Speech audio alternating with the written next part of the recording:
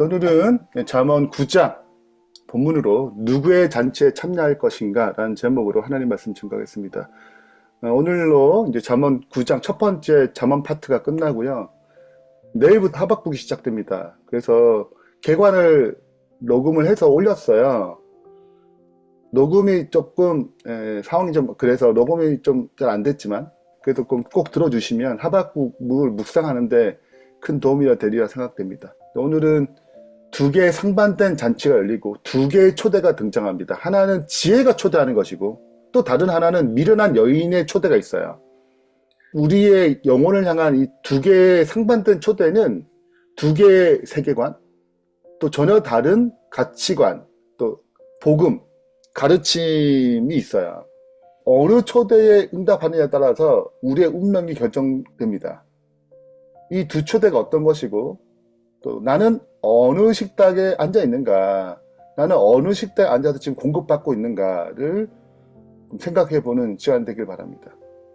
그래서 오늘 흐름은 첫 번째 지혜 잔치 1절부터 6절, 건축이 있고 그리고 집을 건축하는 잔치를 위해서 양식을 준비해요. 그리고 초대합니다. 미련한 여인도 똑같아요. 13절부터 18절까지 자기 집에서 단 사망을 주는 음식으로 초청합니다. 7절부터 12절까지 난 어떻게 응답할 것인가, 그 응답으로 운명이 결정짓는데 차례대로 되는 게 아니라 1절부터 6절, 그 다음 13절부터 18절, 그리고 7절부터 12절 이렇게 순서가 돼요. 그 이유는 잠언의 9장의 구조 때문에 그렇습니다. 그러니까 첫 번째 파트가 지혜 잔치고 마무리가 미련 여인의 잔치인데 가운데가 선택의 결과예요. 이것은 이제 카이아즘이라고 그러거든요. 가장 중요한 것을 가운데 넣는 형태이기 때문에 이런 식으로 제가 말씀을 준비했습니다. 먼저 지혜 잔치입니다. 잔치를 위해서는 집이 있어야 되죠. 집을 건축하고 그 다음에 생명을 주는 양식을 준비하고 초대합니다. 1절입니다. 지혜가 그의 집을 짓고 7 기둥을 세워요. 튼튼해지겠죠. 그 다음에 2절에 짐승을 잡으며 포도주를 혼합하여 상을 갖추고, 이제 포도주는 물로 섞을 때가 희석하기 위해서 음료처럼 먹거든요. 그 당시에는. 그리고 보다 더 풍미를 높이기 위해서 적절한 것을 혼합합니다. 그래서 더 고급된 포도주를 갖추는 거죠. 3절, 자기의 여종을 보내어 성중 높은 곳에 불러 이르기를 어리석은 자는 이리로 돌이키라. 또 지혜 없는 자에게 이르기를 너는 와서 내 식물을 먹으며 내 혼합한 포도주를 마시고 어리석음을 버리고 생명을 얻으라. 명철의 길을 얻으라 하시리라. 그래서 초대합니다. 초청해요. 이 비유는 좀 더 다듬어지고 좀 더 확장된 비유의 모습이 마태복음 22장 혼인잔치의 비유고 누가복음 14장 큰 잔치의 비유예요. 이 두 잔치를 비교해보면 지금 지혜가 베푸는 잔치와 굉장히 흡사합니다. 첫 번째는 잔치를 베푸는 장면, 그리고 짐승과 포도주가 준비되는 것, 손님을 초대하는 것, 그리고 손님이 초대할 때 이 초대에 응한 자가 있고 응하지 않은 자가 있어요. 그래서 운명이 결정지어져요. 그런 측면에서 이 지혜 잔치에 나타난 이 흐름과 굉장히 비슷한 것입니다. 그래서 이러한 빛 가운데서 우리가 지혜가 그리스도를 예표한다고 이미 살펴봤어요. 그렇다면 그 지혜가 세운 집은 무엇이고 기도는 무엇인가, 짐승과 포도주는 무엇을 의미하는가를 좀 살펴보겠습니다. 먼저 지혜가 짓는 집, 그리스도가 짓는 집이죠. 그리고 7 기도는 교회와 그 진리를 예표합니다. 너로 하여금 하나님의 집에서 어떻게 행해야 할지를 알게 하려니니, 디모데에게 얘기하는 거예요, 사도 바울이. 이 집은 살아계신 하나님의 교회요, 진리의 기둥이에요. 그러니까 교회는 어떻게 구성되는가, 그리고 교회는 누가 세웠는가. 이어서 예수님께서 베드로에게, 베드로야 내가 이 반석, 그 예수님의 반석 위에 내 교회를 세우는 거예요. 그러니까 그분의 반석 기초를 놓으시고 그분의 교회를 세우세요. 그리스도는 교회와 진리의 건축자신 것입니다. 그분이 진리세요. 내가 곧 길이요 진리요 생명이니. 자, 이렇게 살펴볼 때에 그분은 교회를 세우세요. 그리고 진리로 이 교회가 흔들지 않도록 튼튼히 세우십니다. 7은 완전 숫자이기 때문에 그렇죠. 그리고 여기에다 뭘 베푸냐면 식탁을 베푸는 것입니다. 교회는 그분의 십자가의 죽으심과 그 값으로 이 교회가 세워졌어요. 짐승과 포도주는 그리스도의 살과 피를 예표하는데요. 내 살을 먹고 내 피를 마시는 자는 영생을 얻었고 마지막 날에 내가 그를 다시 살리느니 내 살은 참된 음식이요 양식이요 내 피는 참된 음료로다. 너희가 이것을 마시라. 이것은 죄사함 얻게 하려고 많은 사람을 위하여 흘리는 바 나의 피 곧 언약의 피이요. 신물교훈에는 그리스도께서는 큰 잔치의 비유를 가지고 복음으로 말미암아 제공되는 축복을 설명하고 계신다. 준비된 음식은 곧 그리스도 자신이다. 그는 하늘에서 내려오신 양식인 동시에 그분에게로부터 구원의 은혜가 흘러나온다. 자, 그러니까 교회를 세우시고 여기서 뭘 하세요? 양식을 마련하시는 것이죠. 생명의 양식을 마련하신 것입니다. 그래서 사는 생명을 공급하고 피는 죄사함, 우리가 죄를 지을 때 용서함을 공급해요. 그래서 우리가 살면서 그리스도의 생명이 공급받아야 되고 죄를 범할 때 그분의 용서하신 보혈의 피가 필요한 것입니다. 이것이 날마다 공급돼요. 이것이 그분의 교회라는 기관을 통해서 하나님께서 선포하시고 또 이걸 받아들이는 자는 참여하는 거예요. 그래서 우리가 이 자리에 있는 이유는 그 복음의 보혈과 그 복음의 생명의 것을 받아들였기 때문에 교회 공동체에 들어 일원이 된 것입니다. 그리고 우리는 이것을 날마다 한 번으로 끝난 게 아니라 날마다 공급받아야 되거든요. 이 식탁 위에 매일의 영적인 생명과 그분의 피를 공급받아야 하는 것입니다. 그러므로 나는 이제 이 날마다의 이 초대, 이미 우리는 이 잔치에 초대받았지만 날마다 이 식탁에 앉아 있는가? 이 식탁에 앉아 있는데 진짜 생명을 공급받고 있는가? 진짜 용서함을 받고 있는가? 그 음식이 나를 정말 실제적으로 변화시키는가? 교회를 다니면서 그분이 주시는 그 능력과 그 복을 진짜 누리고 있는가? 아니 어쩔 수 없이 교회를 다니는가? 아니면 교회에 다니는 것이 나한테 정말 어떤 이익을 진짜 실제적으로 주고 있는가? 살펴볼 필요가 있는 거죠. 두 번째는 이제 미련한 여인의 잔치죠. 13절부터 18절까지. 그건 자기 집이 있어요. 근데 견고한 집이 아니에요. 그저 자기 집 문 앞에 있고 높은 성읍에 앉아가지고 말할 뿐이에요.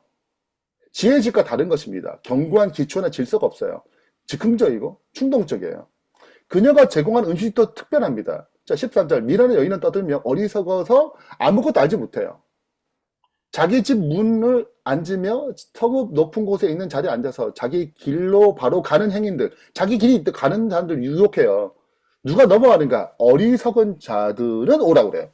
지혜 있는 자들이 오세요. 이게 아니에요. 어리석은 자가 글로 끌리는 것입니다.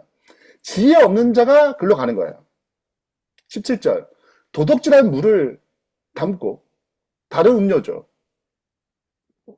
몰래 먹는 떡. 자, 똑같이 음료를 제공해요. 똑같이 떡을 음식을 제공합니다. 자, 근데 맛있어, 이런 게. 훔친 거예요. 훔친 게 맛있다는 거예요. 자기 게 아니죠. 근데 훔쳐요.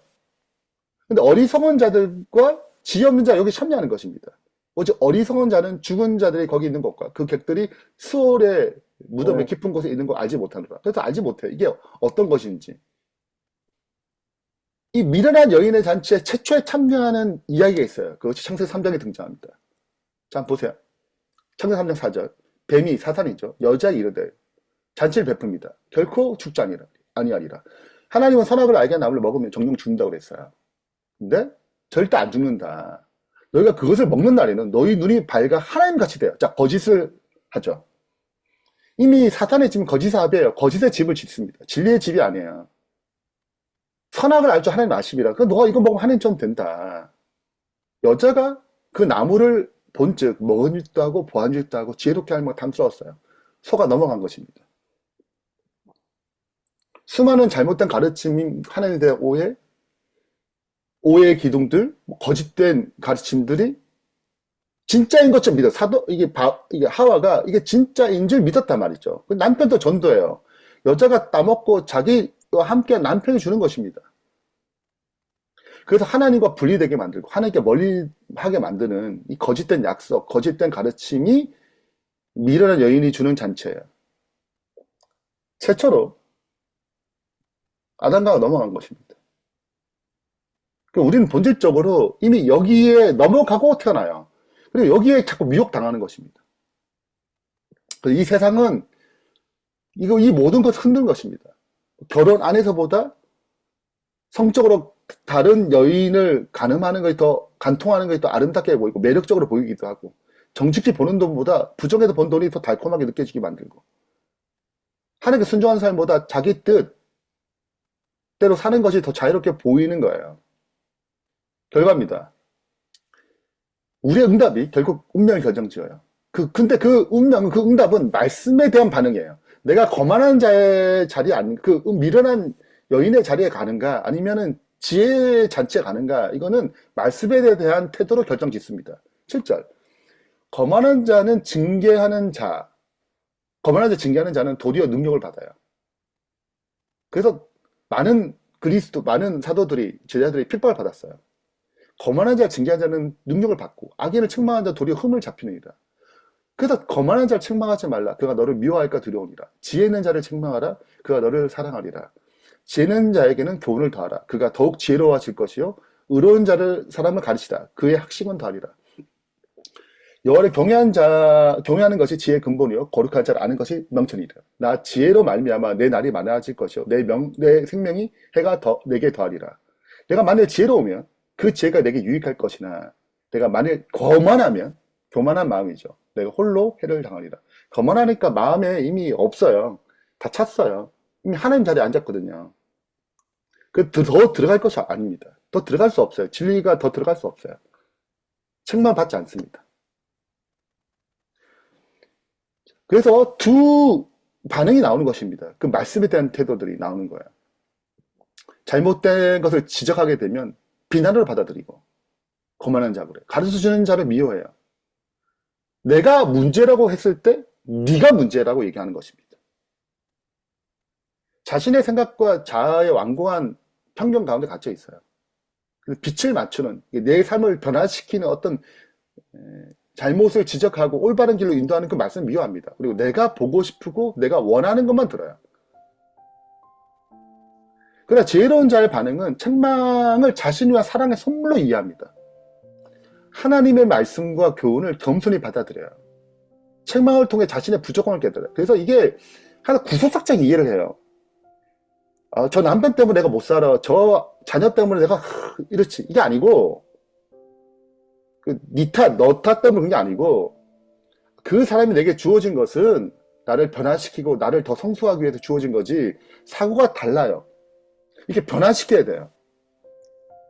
내가 보지 못한 것을 깨닫게 해서 고맙다 라고 말할 수 있는 마음이 있는 것입니다. 가르침을 통해 더 성장하고 질을 찾는 갈급한 마음이 있어요. 이것이 생명의 길로 가는 것입니다. 나는 어떻게 반응하는가? 결론입니다. 결국 누구의 식탁에 앉을 것인가? 우리는 기본적으로 미련한 여인의 잔치에 택하는 열악한 존재예요. 이 우리의 본성이 글로 가게 돼 있습니다. 그래서 복음 필요한 거야. 그리스도가 필요한 것입니다. 여기서 벗어나게 하는 방법은 다른 방법이 없어요. 참 지혜든지 그리스도밖에 없습니다. 그래서 그 지혜가 어리석은 자에게, 지혜 없는 자에게 미쳐요. 그분이 우리를 위해서 십자가에서 우리 어리석음, 죄로 인해서 다 몸을 찢고 피를 흘려가지고 교회를 세우셨어요. 그래서 그 생명 양식을 만들어 초대한 것입니다. 이것 외에 벗어날 방법이 없어요. 그래서 이 복음의 메시지를, 여기서 벗어날 수 있는 유일한 메시지를 받아들이고 또 반응함으로 날마다 그리스도의 식탁에 앉아서 생명을 공급받는 지혜로운 백성 되길 바라면서 말씀 마치겠습니다.